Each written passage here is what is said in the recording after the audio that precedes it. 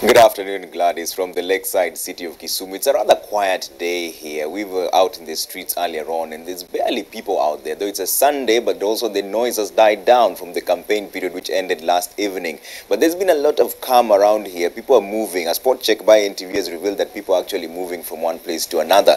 But there are two sides to that story, Gladys. One is that there are people who are registered in different places. Therefore, they have to move to go and vote there. But there's also the other side of the story whereby people are not too sure what the outcome will mean and the repercussions it might have. Earlier on today, I was speaking to an EU long-term observer, and most people are wondering, so what exactly does an EU observer do?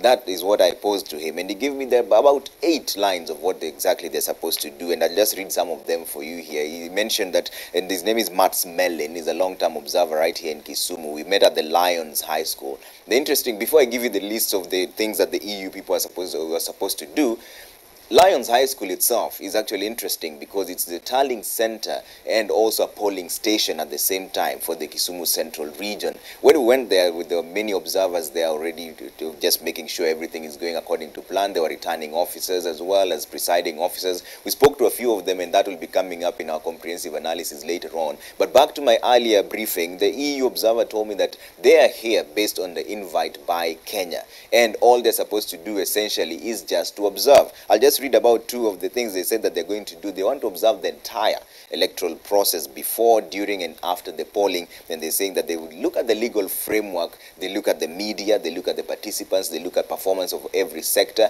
Then here's the interesting thing. I also asked him, so should they notice that there's something off about the elections, will they be able to intervene?